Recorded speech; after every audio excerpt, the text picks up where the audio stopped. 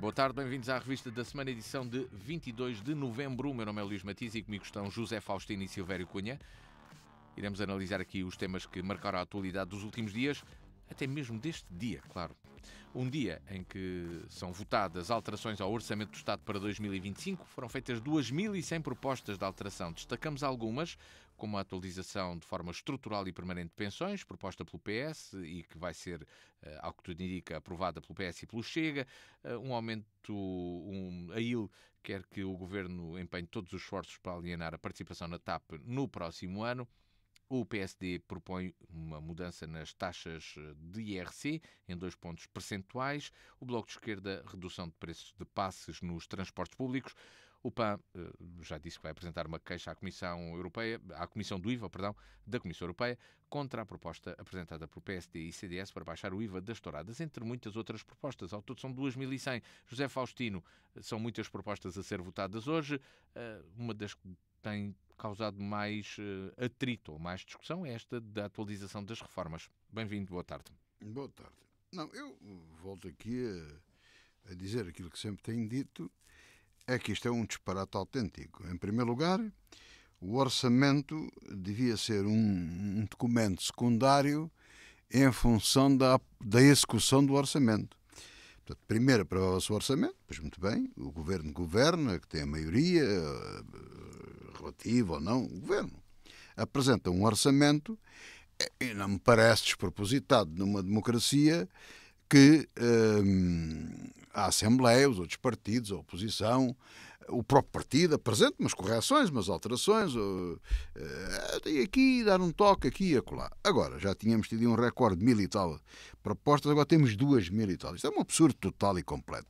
Isto perverte o orçamento na sua globalidade. O orçamento é do PSD. Ele, se fosse apresentado pelo PS, já não faria grande diferença, como toda a gente já percebeu. E, portanto, nada disto faz sentido. E depois arma-se uma briga e um problema, esquecendo questões essenciais que o país necessita com muita urgência, e que andamos nisto. Passamos as semanas, os dias, isto é um desgaste tremendo. A questão das pensões, é claro, o PSD tem razão em que se puder que aumenta. O PS também não deixa de ter razão de dizer não. O que ele quer é, no pontal, anunciar o aumento. É verdade que estas coisas acontecem. Ora, se há um aumento extraordinário das pensões, além do que a lei prevê, é bom fazer já, para as pessoas darem jeito, fazer já isso logo a partir de janeiro. Seja 1%, seja 1,5%, seja aquilo que for. E não estar à espera de um calendário político, seja para aquilo que for. Em relação ao IRC, se havia um acordo entre os dois, o PSD queria 2%, o PS propôs 1%. Se não aceita aquilo que foi acordado de 1%, o PSD de facto tem legitimidade para apresentar os 2%. Depois podem votar juntamente com o Chega e é aprovado. Portanto, veja-se o absurdo disto tudo. Portanto, eu estou a transmitir aquilo que... Agora, esforço para alienar a participação da TAP. Isto não é um assunto de orçamento, com franqueza, isto é de política de outra coisa, enfim, no orçamento entra tudo. Claro, a TAP tem que ser vendida quanto mais depressa melhor, bem como outras coisas, devia ser tudo, o que mexe devia ser tudo vendido e tudo privatizado. O IVA das touradas são coisas do PAN e tudo isso. E, aliás, eu devo dizer o seguinte, eu li aí uma notícia recente que as touradas baixaram para metade. Eu não sou um aficionado das touradas, de maneira nenhuma, mas irrita-me um bocado, com toda a franqueza, que as touradas deixaram de aparecer no serviço público e nos canais de televisão, embora haja canais pagos para ver touradas, mas irrita-me que isso aconteça e irrita-me que se reduza, por questões ideológicas, a redução das touradas. Quando em Portugal sempre fez as touradas, sempre touradas à portuguesa, com cavaleiros, porque as touradas à espanhola são muito mais caras, com matadores, e eu acho que isso é uma tradição que a mim não me afeta nada, afeta mais o touro, lamentamos, mas nós também matamos muitos bichos para comer, não é? E eu sou um carnívoro militante, portanto como tudo, não é? Sou como outro, se comia tudo eu como tudo, não como mais porque a minha saúde não me deixa. Portanto, e tudo isto cheira a uma espécie de uma espécie não, um absurdo que não tem razão de ser. Houve um orçamento. Para mim isto já estava resolvido. Houve um orçamento. Foi aprovado com um entendimento entre os partidos, muito bem. Depois ali uma semana ou duas para um pequeno acerto daqui, da acolá, e a seguir uma votação final, ou votando esses pequenos pormenores, ficava aprovado. Isso para mim era suficiente. Mas depois... Outras propostas que surgissem seriam feitas durante o resto do ano, seria isso? Não, depois sim. Não. Agora, nós estamos agora no final de 2024 e no primeiro trimestre de 2025, não, isso ainda é capaz de ser cedo, não sei, em altura própria, iria ser averiguado se foi cumprido o orçamento do ano anterior ou não. A saúde tinha previsto... Outra proposta de verificação das contas. Das contas. Aí sim. Isso ninguém liga. Isso é uma atração. Silvério Cunha, isso é o mais importante. Silvério Cunha, boa tarde, bem-vindo. Foram feitas 2.100 propostas. São um exagero também para si e o que diz de algumas delas? Ora, muito boa tarde. É claro que quando se fazem 2.100 propostas é evidente que a maior parte delas não vai poder ser aprovada, porque senão o orçamento passava a ser uma espécie de, enfim, de uma manta de retalhos. Já é? Que seria difícil, inclusive, de execução por qualquer partido, diga-se passagem, não é? As coisas são como são. Agora, evidentemente que há questões que são fulcrais e outras que são, enfim, acessórias ou secundárias ou periféricas, conforme lhes queiramos chamar. Por mim, eu acho que o aumento de pensões a título permanente está correto, não a título, digamos, de bónus, porque isso não tem sentido. É muito instrumental, depois dá a impressão que é, umas vezes dá uma sensação de indeterminação, digamos assim, da vontade política, que umas vezes pode dar, outras vezes pode não dar, não se compreende isso no Estado de Direito e, portanto, não tem sentido. Portanto, eu acho que, e de facto, havendo, digamos, problemas como sabemos que as pensões são baixas em Portugal, a maior parte delas, pelo menos, acontece que é razoável pensar num aumento de pensões permanente, até porque, desde que, naturalmente, respeitem certos limites orçamentais. Portanto, a questão que se coloca é essa, e é isso que é importante aqui manter. Quanto aos outros pedidos, o problema é sempre o mesmo e é este. Vamos cá ver, como eu disse, há pedidos de alteração que são puramente cosméticos, outros são simbólicos, é o caso das touradas, é uma questão puramente simbólica e, portanto, enfim, pode ser atendido como questão simbólica que é, mas, enfim, não é uma questão central. O orçamento é um instrumento que, no fundo, de política, sobretudo as grandes questões políticas, não é? Portanto, não vejo razão para, digamos, estar a discutir questões periféricas. É evidente que todos os partidos querem meter, o mal disto é que cada partido quer meter a sua colherada para depois dizer ao seu eleitorado que conseguiu qualquer coisa do orçamento. Por acaso, é engraçado que eu acho que esta ideia, este tipo de racionalidade é também ao mesmo tempo um bocado perverso, por uma razão. Porque, independente agora até de serem boas ou más medidas, não está em causa isso. A questão é esta. Então, se cada partido mete uma colherada e o orçamento tem uma parte que é o seu, com que legitimidade é que um partido vai depois votar contra o orçamento se, na verdade, uma parte foi satisfeita? Por contribuir para ele. Portanto, é evidente que a questão que se coloca é um bocado esta. Quer dizer, mais valia um partido dizer assim, abstemos e somos contra o orçamento. Ponto. Mas abstemos porque achamos que o governo tem direito a ter o seu orçamento e a governar com ele, até pelos frutos que conhecereis. Porque isto gera uma situação um bocado insólita, que é, se todos contribuem a alguma coisa, na execução do orçamento final, no fim, não é? Vão todos ter alguma responsabilidade nos resultados. E, portanto, depois não podem dizer, claro, podem dizer méritos e deméritos. E, portanto, ninguém pode dizer que depois não teve nada a ver com o orçamento. Portanto, eu acho que nestas coisas os partidos deviam chamar a si as suas perspectivas, os seus programas, dizer assim, somos contra, mas abstemos para não haver crise, por exemplo, abstemos que é importante haver um orçamento, abstemos porque, sei lá, somos contra os duodécimos ou a favor dos duodécimos, a questão não está aí. É um princípio que seria este. E, portanto, seria nessa base. É assim que se compreende, aliás, que em muitos países têm acontecido os duodécimos durante 1000 e tal dias, por exemplo, e já aconteceram coisas dessas, na Bélgica, por exemplo. E, por isso, eu não vejo um problema de maior a esse nível e, por isso, não vejo que seja muito útil esta disputa em torno de uns farrapitos aqui do orçamento, uma estalhada espalhadas acolá, é verdade, há umas diferenças.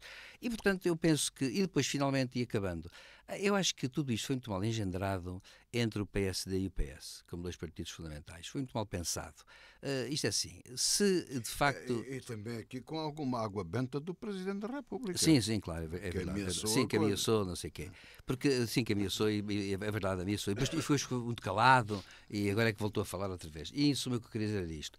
Se os dois partidos principais do sistema têm interesse em um orçamento como saída mista para uma determinada situação económica, que enfim também é um bocado volátil, porque não sabemos o que é que está a acontecer no mundo, então nessa altura entabulavam negociações claras, sentavam-se à mesa e entabulavam negociações claras e ponto final, parágrafo. E não as negociações de televisão, como televisão, e por baixo da mesa, e depois uma coisa microscópica aqui, uma coisa microscópica lá.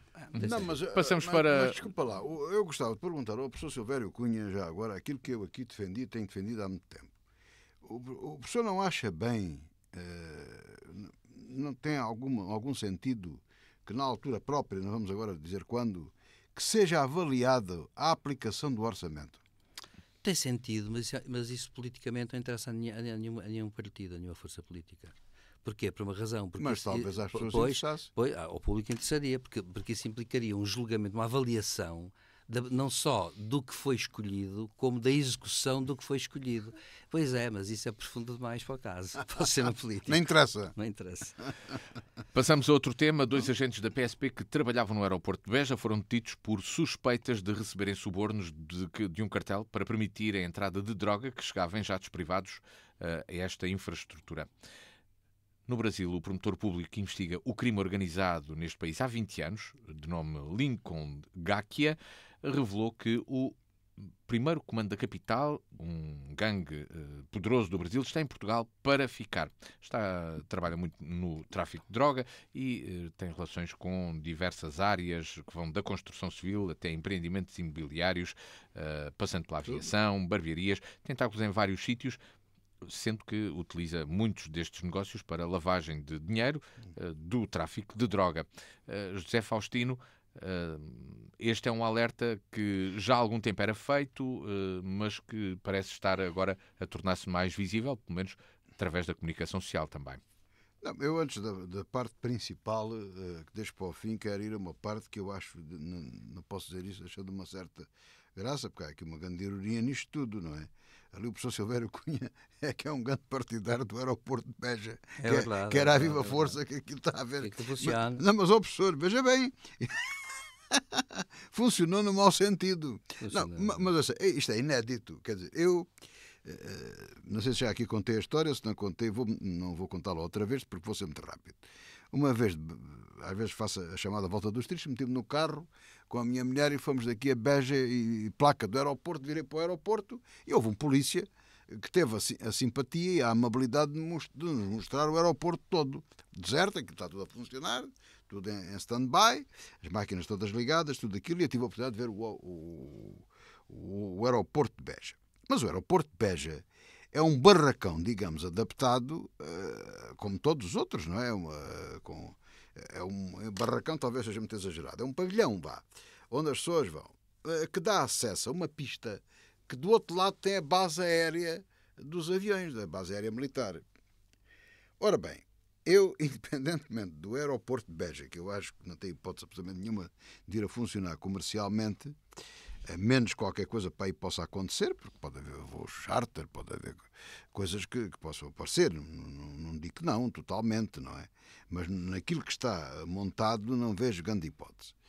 De qualquer modo, para mim é completamente absurdo, é caricato, como é que jatos particulares, ou não, jatos, que faz muito barulho, aterram clandestinamente, vamos assim dizer, no aeroporto de Beja. Que diabo, do outro lado tem a base aérea, cada força aérea. E deste lado tem o... Clandestinamente não será, não é? Bem, deve ser. Deve ser. Eu não sei como é que aquilo tudo é feito. Os planos de voo, ora, um jato... Não, vamos lá ver. Neste caso, os subornos Aqui é que permitiam sou, a entrada através da não fiscalização de bagagem. Está bem, mas eu não sou especialista. Isso é outra coisa. Isto carece de melhor... Naturalmente, já aqui tivemos até outras conversas da possibilidade de outras aeronaves aterrarem sem serem quase detectadas em vários sítios. Só se o voo aterrar em Beja, legalizado, com todo... Não, porque vamos lá ver. Eu não sou especialista. É o que aqui se percebe. Eu não sou especialista em aeronáutica, mas vamos lá. Não há essa informação do jato privado a aterrar de forma aqui em Évora, aqui, que nós irregular, não é? Do paraquedismo, estes pequenos aviões, ultraleves e aviões mais coisa. Isto não é controlado pelo controle aéreo nacional e internacional.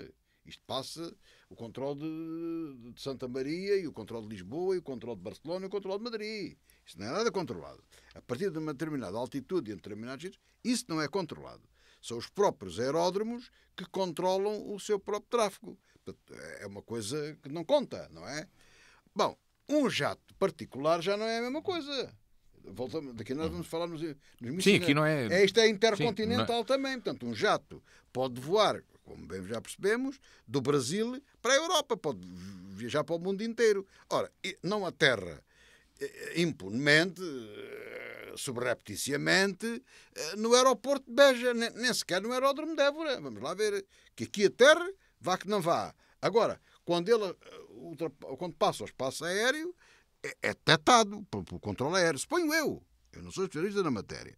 Portanto, isto é um absurdo total. Mas, o que deve acontecer é um voo normal, que é pedido e tal, e a polícia, quando passa a alfândega, que isso lá está tudo, enfim, fecha os olhos aos embulhos da droga. Agora, vamos lá aqui para outra questão mais importante. Muito rapidamente. Rapidamente, que é a questão mais importante. Esta coisa do tal PCC, que é a máfia, no fundo, brasileira, e controlar e ter isso tudo. A mim faz-me uma certa confusão. Há muito tempo, mas eu não me meto nisso. Em muitas áreas, que também não vou dizer, em vários setores, acho coisas desproporcionadas no nosso país. Acho. E vocês aqui que me ouvem, com a porta fechada, sabem que eu estou sempre a perguntar até isto, tem mais aquilo. Estou a fazer pergunta, porque me faz confusão. Acho coisas desproporcionadas.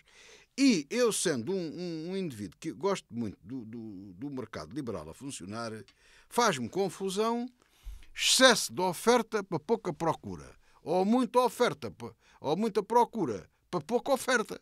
Isto é um equilíbrio nisto. E, portanto, aqui cheira-me a lavagens de dinheiro. Ora, agora vem aqui falar-se nisso. Ora bem, isto leva-nos a outro ponto. Sem dramas, sem o chega, o perigo do fascismo, nada, sem isso. Temos que refletir. É um problema grande que temos, à parte de outros 2 ou 3, que temos grande e que temos que refletir. Há, efetivamente, ligação entre o crime e a imigração, o que não pode deixar de ser. O país está cheio de brasileiros, ainda bem, falam a nossa língua, gente muito útil a trabalhar em todo lado. Nada contra isso, nada contra a imigração brasileira. Mas o que traz o bem traz o mal.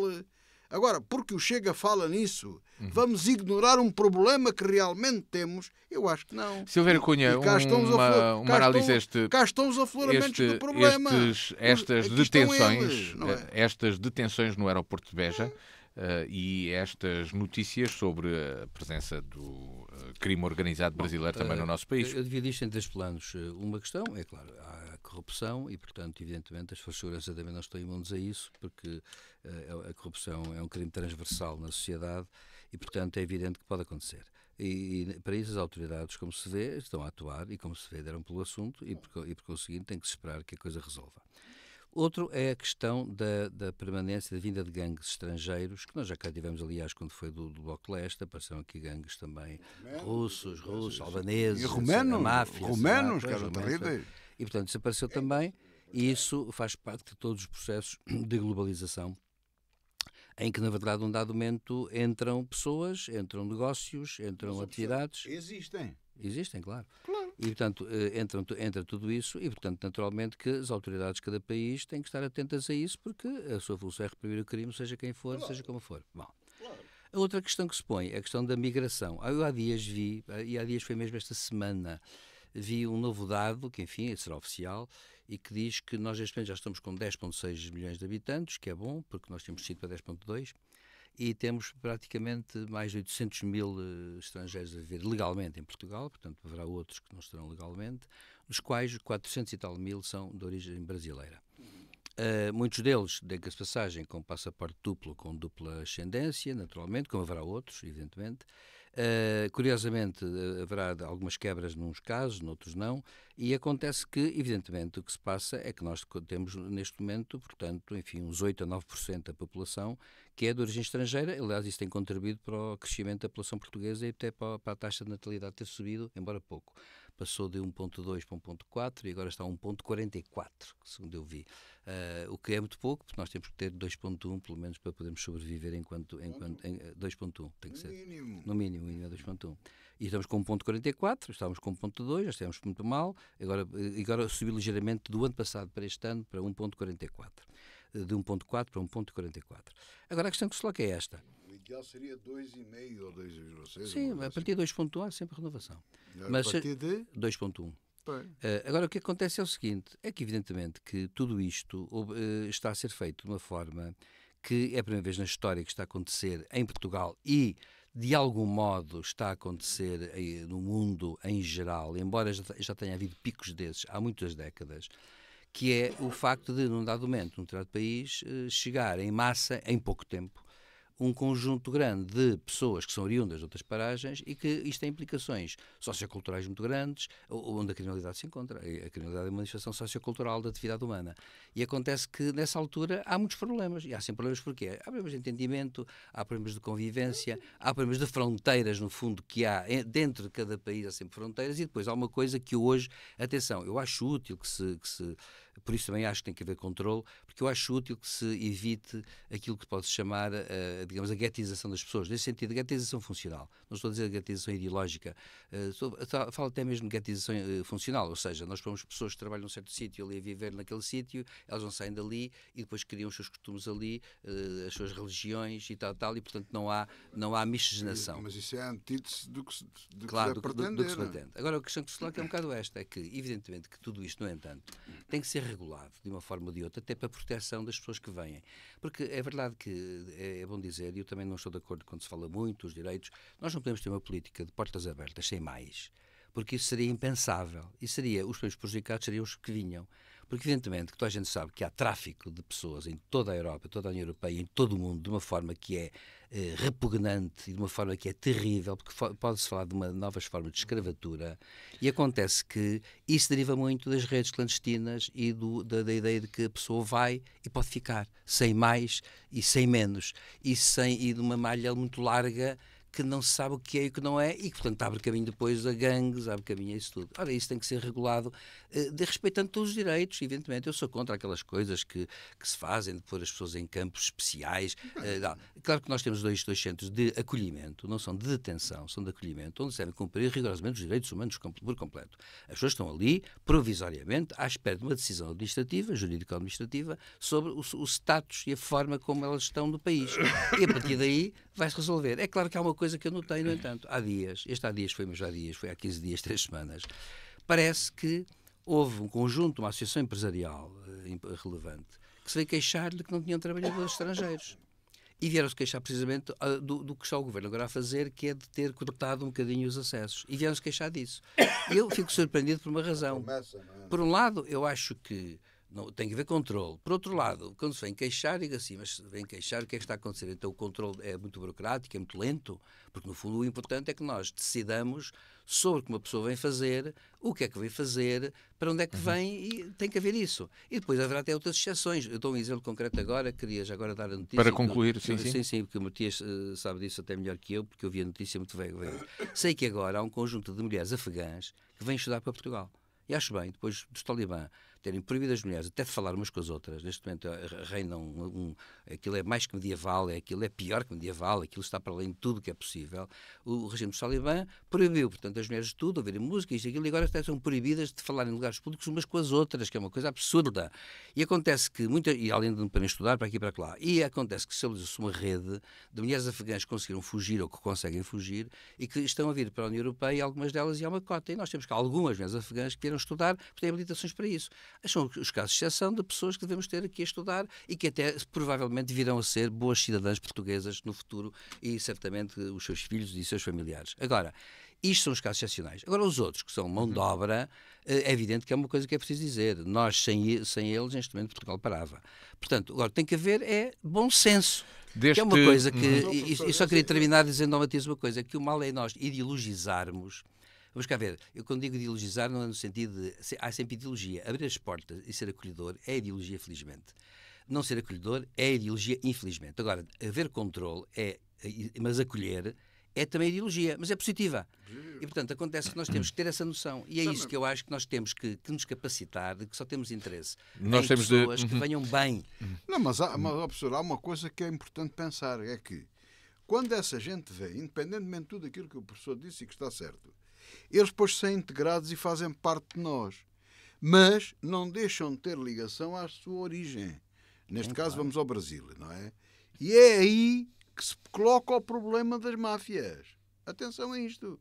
Porque, vamos lá ver, um exemplo muito simples. Um indivíduo, fazer uma coisa muito simples, um indivíduo que não tem dinheiro para se instalar e recebe de um indivíduo, tome lá aqui o dinheiro, monte uma barbearia.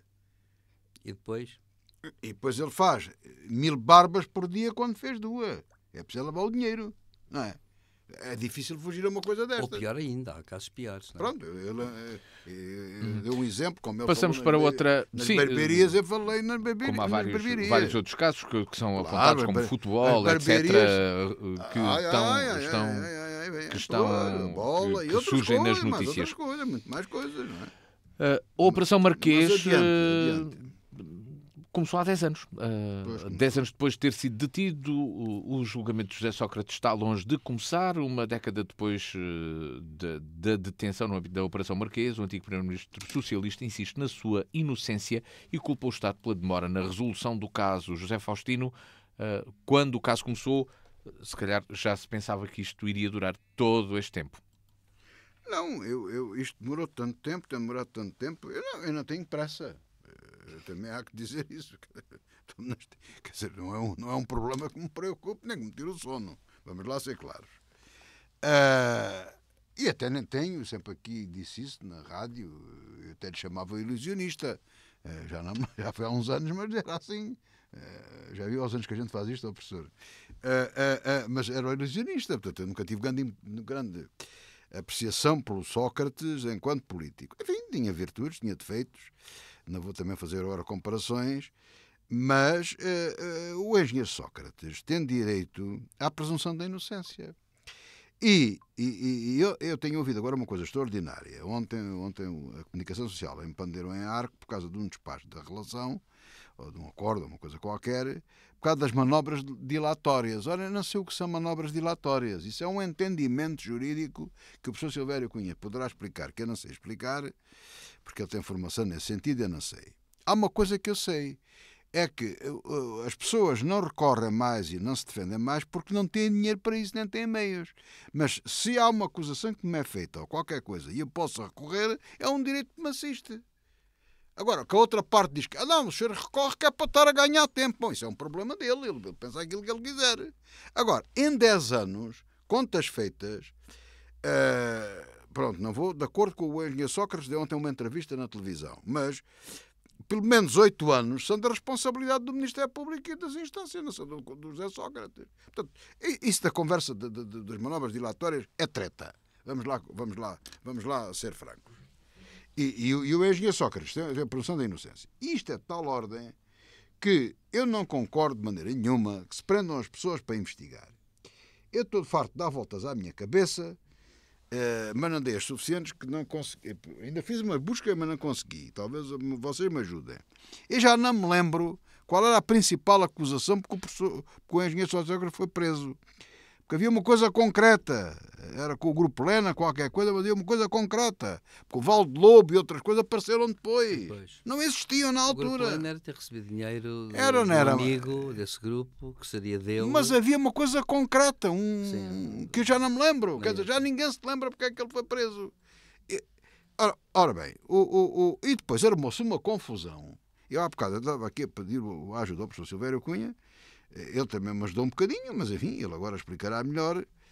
Porque eu também já estou baralhado. Quer dizer, eu que ando aqui a tentar estar a par destas coisas, mas não sou especialista em questões judiciais, naturalmente. Mas, na realidade, houve um processo de instrução. O juiz instrutor, que foi o doutor Ivo Rosa, disse que não, está tudo errado, os crimes são estes e aqueles. Houve um recurso do Sócrates e do Ministério Público, anulou a decisão do Ivo Rosa. Portanto, disse que estava errado. Estando errado, o Ivo Rosa, isto é um conhecimento de um leigo, o doutor Ivo Rosa anulou as outras. O outro tribunal anulou as do Ivo Rosa, não há nada. Portanto, e agora vem um tribunal dizer, pelos vistos, não, volta tudo ao princípio. Mas se volta tudo ao princípio, tem que voltar ao princípio. Isto é um leigo a falar, atenção. E é aqui a minha dúvida. Agora para julgamento, quando é que é a data de julgamento? Não. Agora volto ao Tribunal de Instrução e suponho eu que o José Sócrates, os advogados, tenham, já ouvi ontem um advogado na televisão dizer, pelo menos 50 dias para recorrer das acusações que voltarem a ser feitas. E devido aos milhares de papéis que aquilo tem, e até recorrendo à inteligência artificial, vamos agora está na moda, não é? 10 ou 20 ou 30 dias a mais são razoáveis. Portanto, eu ainda não percebi agora como é que se vai para um julgamento quando volta tudo ao princípio. Eu acho que tem que ir todo para o Tribunal de Instrução. Suponho eu, tem que haver, um leigo a falar, suponho eu que tem que haver um juiz de instrução. Porque tudo o que houve anteriormente foi anulado. Tem que haver um juiz de instrução que diga novamente o que é que vai para julgamento, o que é que passa ao tribunal para ser julgado. Suponho eu que é assim. Porque estou baralhado e estou confuso. E penso que não estou sozinho. Penso que a maioria do povo português também está confuso. A detenção de José Sócrates, que ocorreu há 10 anos, está relacionada, então, a tal operação, uma operação, suspeitas diferentes de uma outra que tinha surgido antes, que era a Monte Branco. Exatamente. A Operação Monte Branco era algo que era uma operação anterior. Era de lavagem de dinheiro para depósitos na Suíça e de Monte Branco. Está a ver. Silvério Cunha. Depois apareceram várias coisas. Portanto, o Ministério Público, isso é uma leitura que eu posso fazer, muita gente faz. Prendeu o homem para investigar. Não é? Primeiro investiga-se e depois é que se prende. Silvério Cunha, um comentário e uma análise destes 10 anos da Operação Marquês. Bem, eu, sinceramente... Era um Monte Branco, pois está. Não podemos acender velas para comemorar o aniversário da Operação Marquês, porque parece mal. Mas a verdade é esta. Eu penso que a grande questão aqui que se coloca é a seguinte. Eu julgo que o caso da Operação Marquês, o caso Sócrates, já teve tantas peripécias, tudo tão estranhas e tudo tão esquisitas, que não se sabe bem o que é que está em causa afinal, pensando bem. Por uma razão. Para já, olha, eu não conheço o processo, como é evidente, e acho que quase já ninguém conhece o processo. Deus, Senhor nos livre. Porque, inclusivamente, eu vi num debate entre advogados que eles diziam que o processo neste momento tem muitos milhares de páginas. E dizem eles que neste momento é muito difícil até uma equipe de advogados ter uma noção abrangente do processo. É possível que o Ministério Público tenha, porque teve magistrados que mais ou menos estiveram ao longo destes anos todos. É possível que haja, portanto, enfim, naturalmente, estudando o processo afincadamente, etc., acaba por ter uma compreensão qualquer dele. Mas nós lembrar aqueles processos muito grandes, lembra-se do processo da herança Sommer, que chegou a ter dezenas de milhares de páginas. Demorou 10 anos. Acho que não mais até. Mais. E teve dezenas de milhares de páginas e tal. E acontece que esses casos, ao fim de algum tempo, tornam-se ingovernáveis, que é mesmo assim. Eu nunca percebi também como é que se juntam os processos todos num só, não sei qual é a ideia, não sei qual é a ideia de partir os processos. O caso da herança Sommer não era uma mistura de nenhuma, não, era um caso da herança Sommer. Era um caso terrível. Bom. Agora, o que acontece é o seguinte, o importante para mim, eu queria distinguir duas coisas. Já agora o beneficiário era António Chapalimou. Exatamente. E o principal advogado era o Salgado Zenha. Exatamente. Agora, o que eu queria dizer é o seguinte, a mim parece-me que há aqui três coisas a ponderar. A primeira coisa é esta, é que eu vou começar pela última, que é a problemática, digamos, política do julgamento ou não julgamento do caso. O caso, digamos, da Operação Marquês, que envolve o engenheiro Sócrates, é de tal maneira grande que põe em causa qualquer coisa que aconteça, vai ter um abalo muito grande, vai causar um abalo muito grande, seja no reforço da justiça, seja no descrédito da justiça. E esse é um problema que agora se põe. Porquê?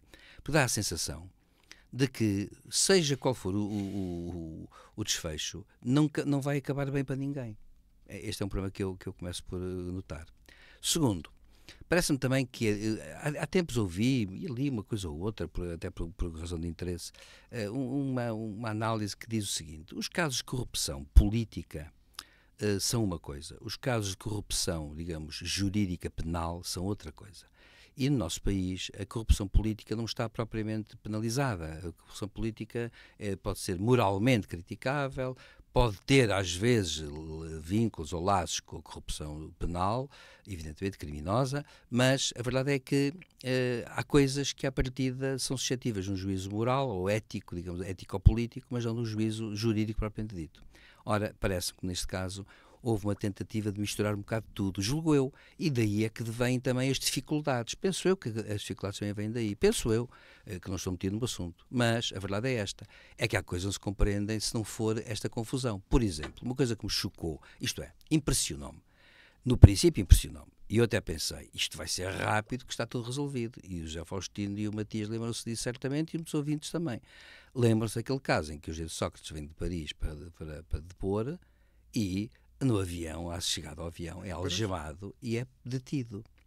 Ora bem, está detido praticamente 1 ano, acho eu. Há ali um caso... Um caso do diabo, parece que está tudo provado, e afinal de contas depois soltam e há mais 4 anos de investigações em que nada se consegue E obter. começam a aparecer coisas novas. Começam a aparecer outras coisas. Nós já não, portanto, a prisão, a detenção do engenheiro Sócrates, afinal de contas, não tinha na base nada de particular que depois se tenha vindo a público e demonstrado. Justificasse. Portanto, a questão é esta: quando se detém alguém por razões importantes, e eu acredito que as autoridades, quando fazem isso, achem que é importante, embora também haja quem diga que o nosso país se abusa da prisão preventiva, quando se faz isso, obviamente que se parte do princípio que alguma coisa está para acontecer. Ora, pelo contrário, não aconteceu nada. Como diziam os latinos, a montanha pariu um rato. Ou seja, não aconteceu nada de particular. E continua-se a investigar. Parece que há coisas imensas. Depois o nosso país, claro que juntam-se outros processos, casos também, como aconteceu já, que é, por exemplo, não tem sentido, aquele caso que meteu o Galamba, ser ouvido 4 anos, escutado 4 anos, para depois não haver acusação. O que quer dizer que o do Primeiro-Ministro também. Sim, que já passaram 2 anos e ainda não Deixa lá ver se ele toma posse agora lá na Europa e é constituído arguido, por exemplo. Por exemplo, que são casos incompreensíveis e que retiram crédito, obviamente, ao aparelho, ao aparato judiciário. Não falo das pessoas em concreto. O que eu queria dizer com isto é o seguinte: é que, portanto, tudo isto junto faz com que haja um descrédito muito grande na justiça, porque depois, ao mesmo tempo, se uma pessoa furtar um pacote de pipocas, digamos assim, no hipermercado, vai rapidamente a tribunal e só precisa condenar não sei o quê. E depois acontece outra coisa. A nossa justiça, entre as coisas, também é célere, deve dizer-se. Eu não estou aqui a criticar o aparato da justiça no seu conjunto por uma razão, porque devemos dizer e reconhecer que em muitas coisas é célere. E também devemos reconhecer uma coisa: os magistrados têm mais dificuldades também. É verdade que há dificuldades em geral de meios, os recursos não são grandes, mas também há uma coisa que eu não gosto, e o José Faustino, não sei se ouviu, se o Matias também ouviu, se os ouvintes ouviram. Há dias, quando o responsável pelo TSIAP tomou posse, fez um discurso, a meu ver, não jurídico, mas um discurso político.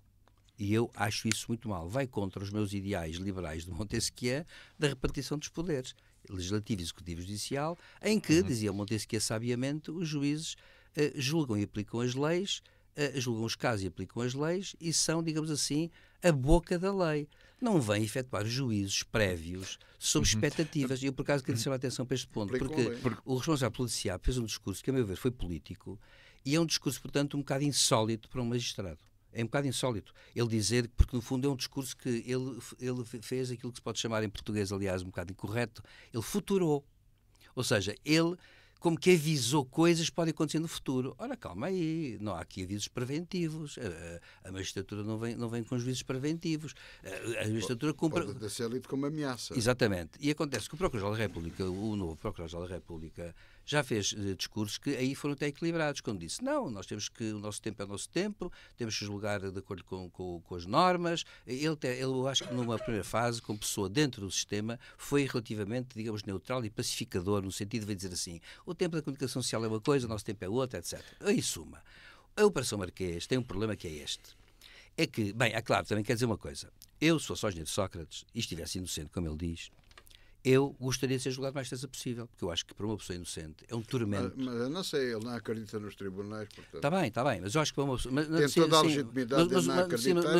Mas o que eu vou dizer é um bocado isto, é que uma pessoa que está inocente, estar há 10 anos nisto, é desgastante e é brutal.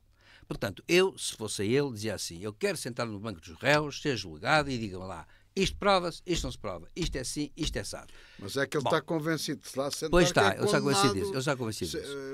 Agora a questão é esta. O público, agora, eu acho que aconteceu uma coisa. Os 10 anos, e termino com isto, os 10 anos da Operação Marquês são tais e tantos, é que não são 10, parece que foram 100. Porque são tais e tantos, com tantas peripécias, umas de um lado, outras do outro, com recursos, contra-recursos, decisões que se invalidam umas às outras, de tal maneira que as pessoas deixaram de acreditar. E agora o problema que se põe é este. Quando ele for, se for julgado, se é que ele vai ser julgado, que há quem diga que se pode prescrever tudo de um dia para a noite, mas se for a julgamento, criou-se uma situação que vai fazer com que para já, nestes 10 anos, não houve ainda mudanças na Justiça. Pois não, e a questão é esta. Não houve reforma da Justiça e, por outro lado, a questão é esta. Seja qual for o resultado, infelizmente, vai acontecer uma coisa. Muita gente vai achar que ele é um inocente injustamente acusado ou condenado, e outros acharão que se não for julgamento, que é um patife que foi, afinal de contas, escapou perante as margens da lei. Toda a gente fica mal na fotografia. E isto é uma coisa que é péssima para um Estado de Direito. Operação Marquês, que surgiu depois da Operação Monte Branco, que teve origem na Operação Furacão. Não sei se ainda se lembravam desse nome. Não, foi a primeira operação que dá origem depois às restantes, isto todas relacionadas com branqueamento de capitais, fuga a impostos. O almirante Gouveia e Melo pode ficar mais uns meses à frente da Armada, mas não quer cumprir um outro mandato por completo. Como chefe do Estado-Maior da Armada, Gouveia e Melo quer mais tempo para concluir a transformação na Marinha, que passa também pela compra de mais 2 submarinos. Será que o almirante quer mesmo ser candidato a Presidente da República, José Faustino? Vamos lá ver. Eu não conheço o almirante Gouveia e Melo. Conheço, como todos os portugueses, quando o Partido Socialista se meteu as mãos para as pernas e os pés, e para que tudo já andava confundido, os furafilas das vacinas e não sei o quê, teve o mérito, teve o desmérito dos furafilas, mas teve o mérito de demitir o indivíduo que lá pôs e chamar o almirante para tomar conta disso. Depois, o almirante Gouveia e Melo veio comandar a questão da distribuição das vacinas, que funcionou muito bem, aliás, e pelo caminho a comunicação social contou-nos a história do almirante Gouveia e Melo, que é um homem dos submarinos, e que navegou durante anos naqueles submarinos antigos da Segunda Guerra Mundial, que eu ainda vi em miúdo e que por aí andaram. Depois tivemos a ocasião de saber que o almirante Gouveia e Melo, que há bastante tempo trabalhava num plano de defesa nacional, que passa pelo mar, naturalmente. Nós somos um país marítimo e com uma grande extensão de mar. Idealizou até um barco, inicialmente chamaram-lhe um porta-drones, que é um barco muito mais polivalente do que aquilo que se pensa. Penso que está aprovada a construção desse barco. Já começou a quinagem? Da chapa? Há outros países que estão interessados, a própria NATO está interessada nesse barco, portanto algum mérito há de ter. No tempo do engenheiro Sócrates, quando se compraram aqueles 2 submarinos que temos, era suposto comprar 3, porque a tática era ter o método. O método era ter 2 operacionais e 1 em reparação, e rodando, portanto, tínhamos sempre 2 operacionais. Com 2, temos 1 operacional e 1 em reparação, pode ser. Agora, Gouveia e Melo propõe a compra, e parece que isso há condições para isso, há dinheiro para isso, de mais 2 submarinos.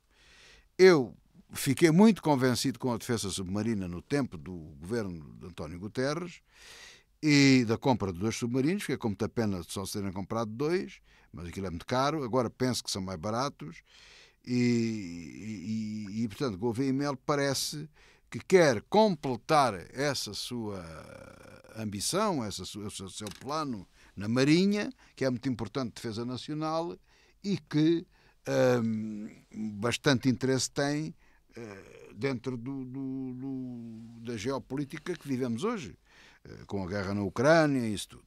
Bom, e com o Putin. Por outro lado, Gouveia e Melo, não sei se tem, não conheço o homem, repito, se tem ambições, não tem ambições. Eu acho que ele nunca falou nisso. Começaram a dizer que ele dava um bom Presidente da República. Eu gostava mais de ver o Almirante Gouveia e Melo em Comandante Supremo das Forças Europeias. Num comando europeu, a sério, que ainda não temos. Eu gostava de o ver nisso. Mas como não vamos ter isso, se calhar não era mau termos, agora para baralhar isto aqui um bocadinho, um Presidente da República que foi capaz de pôr ordem na casa com as vacinas. Porque foi uma coisa relativamente simples, onde o pessoal não se organiza. Parecia uma macacada que andava aí a enganarem-se uns aos outros. E ele pôs ordem naquilo. Tem um plano de defesa nacional. É um excelente comandante supremo da Marinha.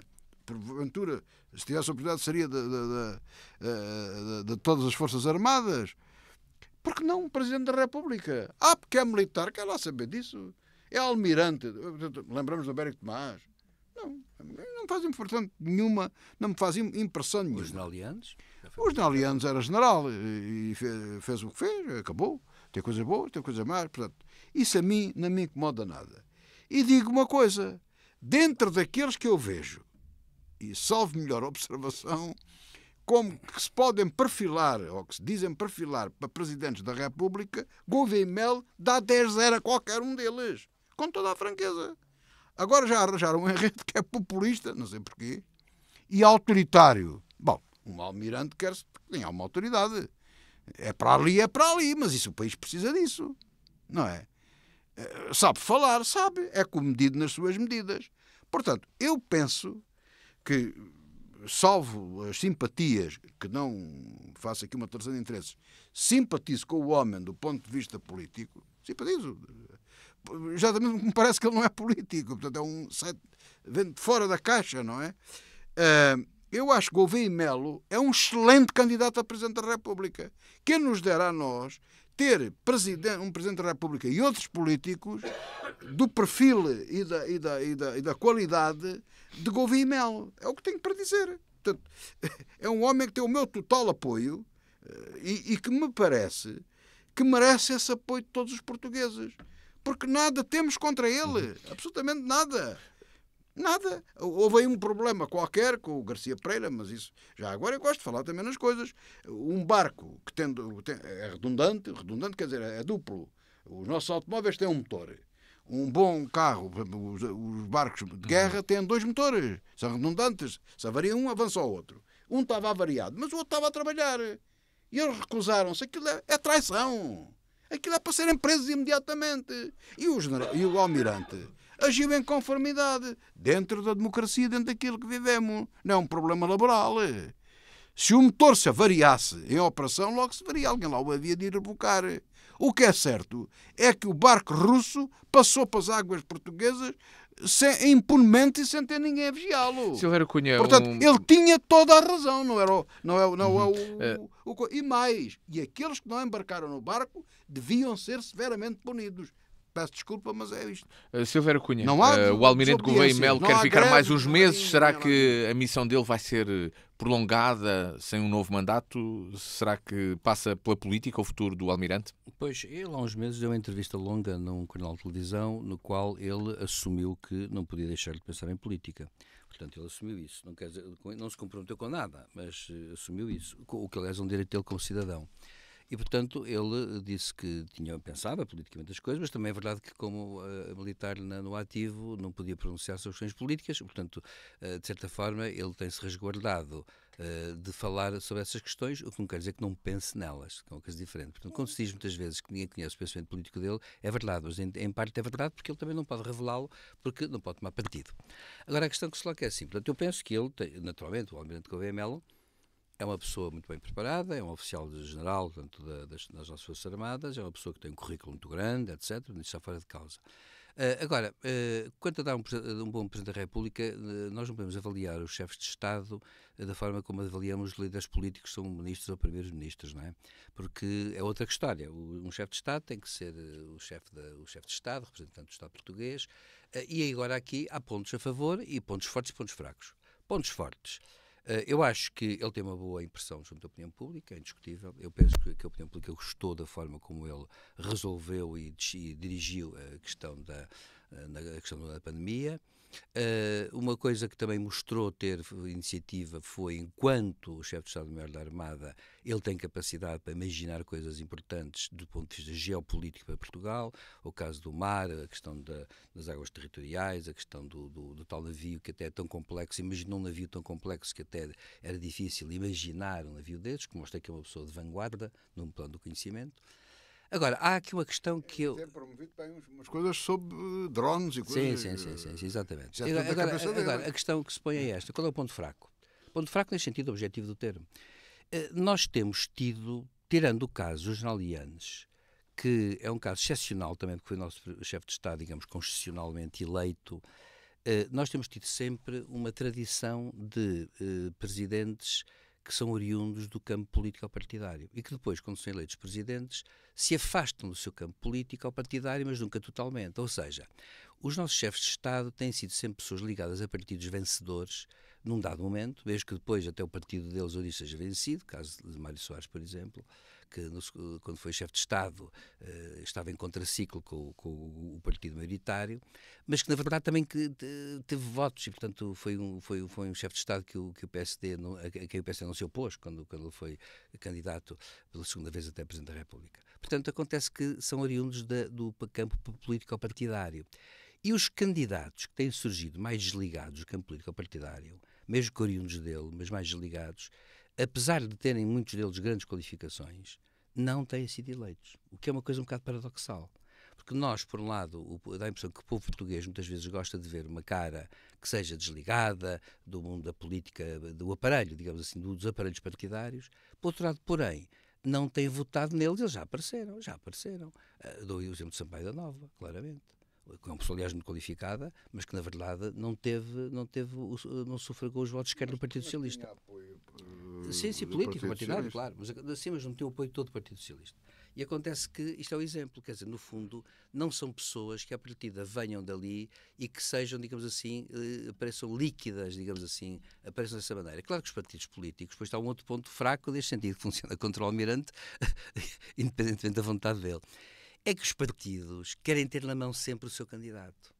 Ora, um homem que vem com total independência, ainda por cima vindo das Forças Armadas, onde ele foi obrigado a ter independência, e que vem e que de algum modo diz assim, a partir de agora vou ser, se for eleito, vou ser o chefe de Estado de todos os portugueses. E nesta altura, portanto, eu vou ter juízos que são os meus juízos, independentemente de quaisquer outros. Quando isto acontece, os partidos políticos, num sistema como o nosso, ficam preocupados. Sejam quais forem os partidos, é que todos ficam preocupados. E isso é um bom candidato, mas é um candidato que pode ser derrotado pelos aparelhos. Portanto, a questão que se coloca é um bocado esta. Eu estou com curiosidade em ver o que é que vai suceder, porque há uma coisa que eu acho que é importante. Gouveia Melo está a anunciar, e termino com isto, a anunciar que não quer ser reconduzido, está a preparar, obviamente, o terreno para poder aparecer. E nessa altura vai acontecer uma coisa inevitável. Neste período em que não será já chefe de Estado-Maior da Armada, e vai ser um período, portanto, digamos assim, vazio, ele vai ter que preenchê-lo com o discurso político. E aí é que vamos ver, então, qual é o discurso político do Almirante Gouveia Melo. Reta final do programa para falar sobre a situação na Rússia e na Ucrânia. O presidente russo diz que o conflito na Ucrânia ganha uma dimensão mundial depois de ser autorizada a utilização de mísseis de longo alcance por parte da Ucrânia, mísseis norte-americanos, os ATACMS. poderem ser utilizados em território russo. A Rússia utilizou, entretanto, um míssil intercontinental, assim o anunciou, Não. até 5.000 quilómetros. Foi assim que o Nada, anunciou. Já dou a possibilidade de dizer isso. Eu estou a dizer aquilo que está... Não é. Eu não consigo avaliar isso. Estou a dizer aquilo que o Putin disse. Mas... Por isso, avalias tu. Aquela saber que disse o Putin. Para isso é que cá estás, precisamente. Os serviços americanos dizem os outros. Portanto, um míssil com 6 ogivas, um míssil que tem capacidade para transportar as ogivas e transportou carga neutra como demonstração de força. Como é que está a evoluir este conflito na Ucrânia? Falando-se cada vez mais de que a Terceira Guerra Mundial, na realidade, já começou. Não começou coisa nenhuma. Ainda não há Terceira Guerra Mundial nenhuma. O ponto aqui, a Segunda Guerra Mundial só começou quando Hitler invadiu a Polónia. No entanto, já tinha invadido os Sudetas, já tinha tomado conta da Áustria e por aí adiante, não é, professor? Mas só com a invasão da Polónia é que começou a Segunda Guerra Mundial. Portanto, se a gente for a dizer assim, quer dizer, o Putin já invadiu a Geórgia, já tirou não sei o quê, eu sei lá o que é que ele... A Crimeia e mais, o que ele por aí tem feito, a Chechênia, por aí adiante. Portanto, já tínhamos a Terceira Guerra Mundial há muito tempo. Já era tempo demais também para a Terceira Guerra. Vamos lá, vamos com calma. Vamos lá, com calma, não nos precipitemos. Em primeiro lugar, há aqui duas grandes teorias entre os analistas políticos, e eu vou puxar isso aqui à colação porque o seguinte. Há a teoria de que Biden, desesperado, como andou a retardar isto tudo no tempo, agora está a querer mostrar serviço até se ir embora e autorizou estes mísseis que atingem só 300 km, nada do outro mundo, e por aí adiante. Eu tenho outra teoria. Eu acho que Biden concertou com Trump a autorização destes mísseis. E isto faz parte agora daquilo que se vai seguir, que é uma tentativa de negociação, sendo que se tentou e se vai tentar que a Ucrânia cada vez tenha mais força. E, portanto, não sou defensor da teoria do desespero, nem nada disso. Portanto, há um caminho seguido, é muito cauteloso, muito errado, mas não é de agora. Portanto, salvo erro, a Ucrânia tem 500 mísseis destes, cada míssil custa $1,5 milhão, é muito caro, portanto não se pode tirar mísseis destes de qualquer maneira. Os lançadores já lá estão, atiram outros tipos de mísseis e lançou já alguns mísseis, enfim, para a origem dos ataques que sofre diariamente na Ucrânia, o que é legítimo. É legítimo. Aliás, eu chamo a atenção, nunca ter-se ouvido umas conversas de alguns apoiantes de Trump, mas o Trump ainda não disse nada sobre isto. Portanto, não tenho dúvidas nenhumas. Que falaram muito naquela quarta-feira que se encontraram e que falaram sobre isto. Portanto, isto é uma coisa que está falada. E Putin percebeu isso. Se tivéssemos tempo, daria muito para falar e talvez valha a pena, talvez mais para a frente, falarmos um bocado mais, voltar ao Trump e estas coisas todas. Mas depois, o que é que acontece? O Putin tem coisas interessantes. Eu ando a rever outra vez a história da Segunda Guerra Mundial e do Hitler e daquilo tudo, porque eu acho que há aqui um paralelismo muito grande, com algumas diferenças e tudo mais. O Hitler não usava estas conversas de queria-se apresentar, fazia propaganda com os Jogos Olímpicos e outras coisas, e depois mais para a frente fazia tratados de paz com os países que invadia. Porque Hitler precisava de tempo para se armar, havia essa pequena diferença. E Putin já está a ficar desarmado porque anda há muito tempo nisto. Mas o que é que acontece? Ele vai criando, faz parte, manobras de diversão, como fazia Hitler, para nos alertar a nós para várias coisas, para nos assustar, para nos chamar, não sei o quê. E a primeira que fez foi mudar a doutrina sobre o armamento nuclear. Não mudou grande coisa, quer dizer, aquilo, na realidade, não mudou praticamente nada. O que ele vem a dizer é que todos os países aliados que mandem, mesmo convencionais, que podem estar sujeitos à retaliação, podendo a Rússia usar armas nucleares. Isto é retórica. Porque as armas nucleares, esperemos bem que assim seja, são armas de persuasão. Nunca ninguém utilizou armas nucleares.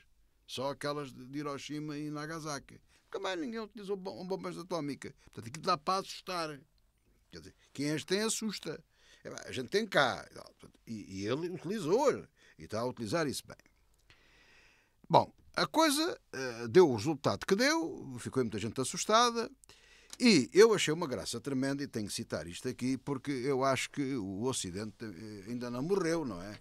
Estamos cadeiros. Para concluir, José Faustino, passar ao Silvério Cunha. É que os vikings, quem já viu os filmes dos vikings, os vikings estão a bater com a espada no escudo. Trás, já lançaram folhetos e tudo. E os suecos dizem assim às crianças: se ouvires dizer que a Suécia se rendeu, não acredites, é mentira. A Suécia nunca se rende. São vikings. Este é que é o problema, é que a gente aqui somos pacíficoszinhos. E isto, há uns tambores de guerra, sim senhor. Mas o Putin toca o tambor. Mas também houve tambores cá deste lado. E acontece o seguinte. Não satisfeito com isso, fez uma coisa. E pela primeira vez eu estou em desacordo, do ponto de vista da análise política, com Zelensky.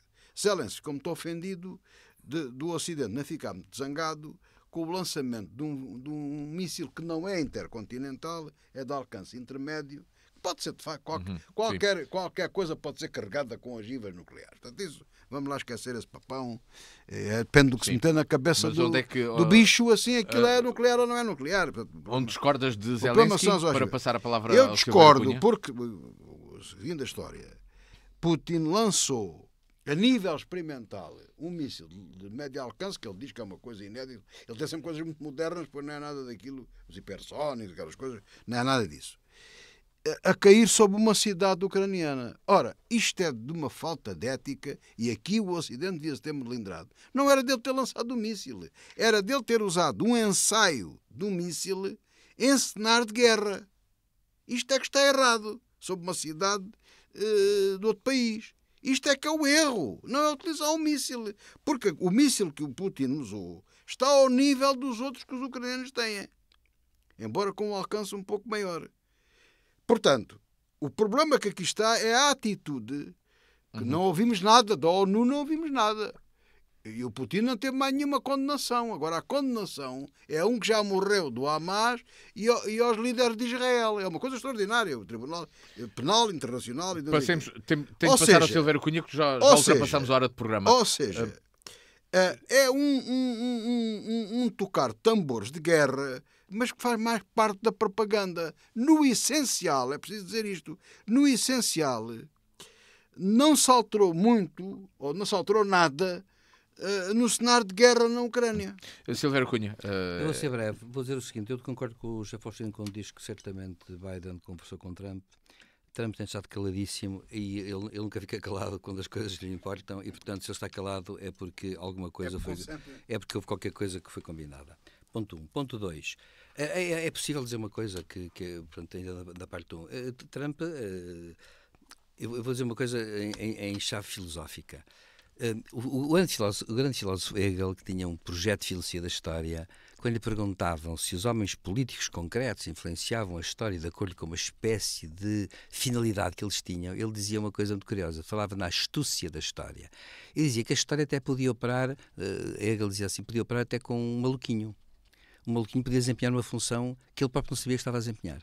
Portanto, havendo um processo histórico total, acontece que uma pessoa como Trump, por exemplo, pode subir ao poder com uma ideia e o que vai fazer vai ter profundas repercussões a outro nível.